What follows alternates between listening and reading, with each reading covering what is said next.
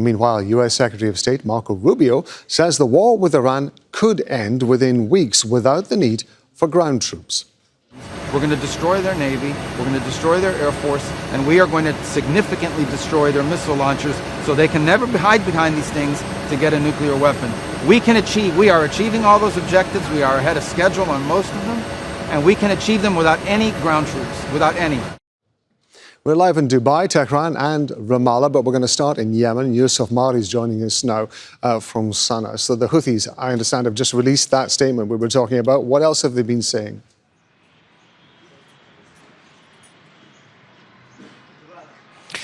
Well, I spoke with a military expert who tells me that the Ansar Allah Houthis' position in this war will consist of 3 phases. The first phase is to launch continuous attacks against Israeli military positions until Israel stops its military role in the attacks against Iran. That's the first phase. The second phase will consist of imposing a naval blockade on all Israeli-linked ships attempting to cross Bab el-Mandeb. And as you know, all imported goods into the port of Eilat goes through Bab el-Mandeb. In fact, 30% of Israel's trade and all imported goods cross Bab el-Mandeb and cross through to the Red Sea.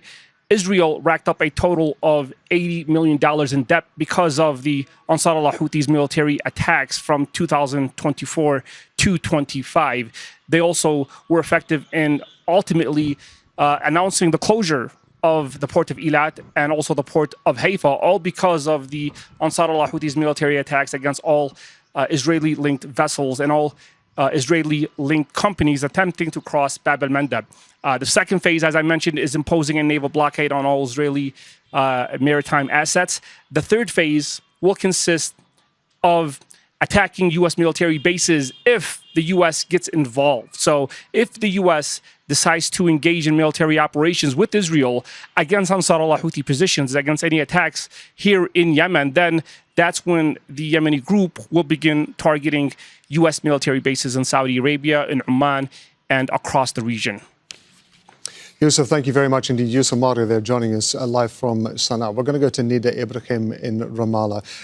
This is opening up, of course, a third front for Israel, putting additional pressure not only on the Israeli government, but also, of course, on the Israeli people who have been being targeted by attacks from Hezbollah in Lebanon, from Iran, and now from the Houthis in Yemen. Yes, indeed. And these attacks from Iran and Hezbollah, for example, just since last night until this morning, have kept Israelis going to shelters at least 18 times as these ballistic missiles as well as drones were coming into different parts of Israel as a result of continuing Hezbollah and Iran pressure on Israelis. Now, another front. Yes, the Israeli army wants to show that it can and had intercepted the missile coming in from the Houthis fired into southern Israel. But at the same time, it's a public concern that needs to be addressed, specifically that we've been seeing how some interceptions fail, how some cluster munitions are able to cause a lot of damage, how sometimes the detection of these missiles becomes a bit late, so the Israelis do not have enough time to go to shelters and fortified places. That could also lead to casualties. At the same time, Israel wants to show that it's ready on all fronts. Now it's a third front being added to the war. And if you talk to Israeli military officials, Israeli government officials, you would see that behind closed doors, they are interested in maintaining the pressure on Iran. As we've been reporting in the past few days, Israel has backtracked publicly on its remarks on the ability to crack and to topple the Iranian regime as a result of the continued attacks. But deep down, they want to keep attacking Iran. And any de-escalation does not serve these Israeli goals. They want to attack not just the regime, but as we've seen, also facilities inside Iran that belong to the state. They want to also hit strategic areas that could potentially drive the population to a popular revolt after the war ends. This is the key word that we've been hearing from many officials in the past few days. After the war, meaning that they are betting and hoping that they could continue with their maximum pressure on the regime, on the Iranian facilities, on the strategic assets of Okay, we seem to have lost our sound there from Nida in Ramallah. We're going to go to Tawhid Asadi, who's in Tehran for us. Tawhid, has there been any response from Iran to the statement that we've heard from the Houthis in Yemen? Well, actually, so far, there's no official response from Tehran in that regard, but we can say with a considerable amount of certainty that the move is going to be welcomed here in Tehran. But speaking of the context, we have to keep in mind that over the past months and years, we hear from Tehran that they're saying that Houthis in Yemen are our close allies, but the system of decision making and the courses of action that they take are quite independent, and they're doing their own decisions, they're doing their own actions in that regard. But it's still, speaking of the geopolitical context, of course, Iran is going to interpret it as a very significant development.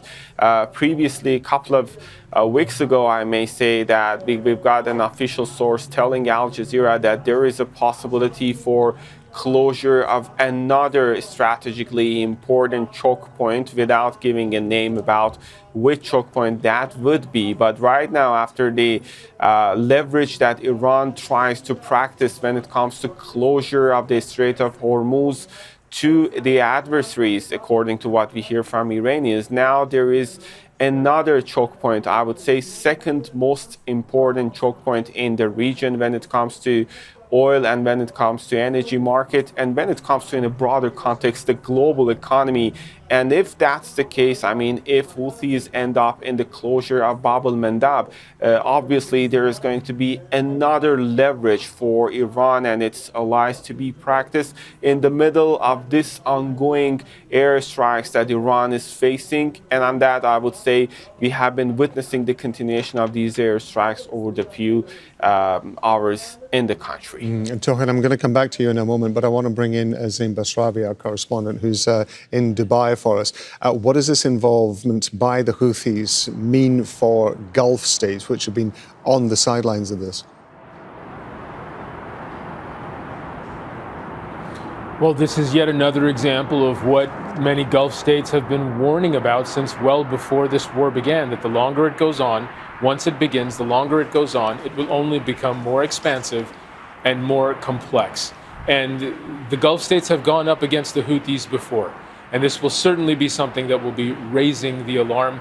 In 2014, Yemen's civil war began. In 2015, the Saudi-led U.S. and Western-backed intervention into Yemen saw them embroiled in the civil war, in a fight they did not have to get into that lasted for years and cost Saudi Arabia, the UAE, a lot in terms of blood and treasure. They extricated themselves from that, but not without it exacting a cost. And the Houthis, a much weaker force, went up against a coalition of 8 or more, backed by the US, backed by the UK, backed by every major weapons manufacturer in the world, airstrikes happening constantly.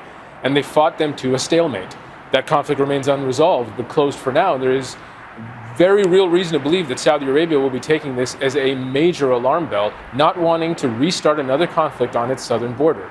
And we have seen what the Houthis have been capable of in the past in support of Gaza, saying in support of Palestinians. They have led attacks on commercial shipping lanes in the Red Sea, in the Bab el-Mandab Strait, to great effect. We've seen those images of helicopters landing on cargo vessels, commandeering them, of the Houthis blowing up oil tankers and cargo vessels in those waters. That's been going on for some time. Again, it abated, but it could restart again. And that's what this conflict, or the Houthis entering this conflict, it represents enormous risk, not just to the region, but to the global economy. Now, we have to remind people that they have successfully launched missiles at Israel in the past. They've targeted the airport in Tel Aviv. They've targeted airports in Dubai and Abu Dhabi as well during the course of the civil war, of that Saudi-led intervention that I mentioned.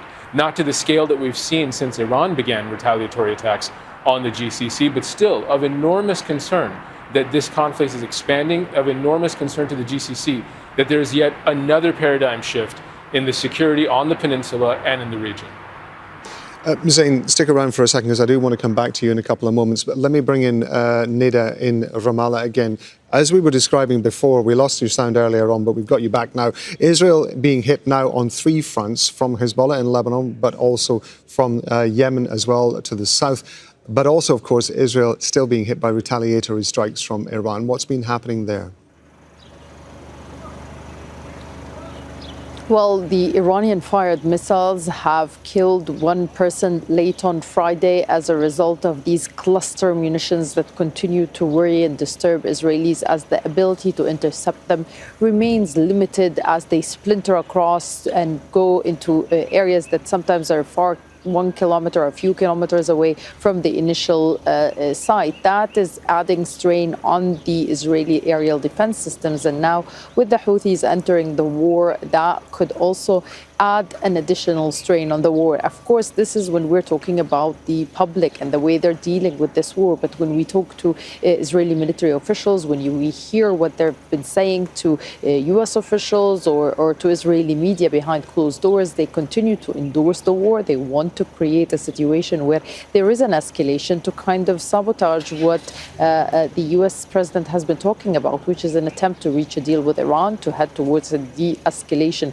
And I'm reading now, just in the past few minutes, some analysis by Israeli media who say that maybe the attack now and the decision for Yemen's Houthi group to join the war is as a result of the Israeli escalation to attack nuclear facilities inside Iran, which has been seen as an escalation despite the U.S. attempts to de-escalate specifically in that region. When we talk about the U.S. president extending the ban on, or the fact that the U.S. decided not to hit any nuclear facilities or power plants inside Iran. So that is seen in Israel as a retaliation by al-Houthi group in an attempt to support the Iranian position and also put more pressure on the Americans and remind them of Bab al-Mandeb Strait. The fact that this could disrupt even more shipment coming into the region, specifically when it comes to Israel, but also when it comes to air flight carriers as well. So all of that is being weighed in Israel as another escalation.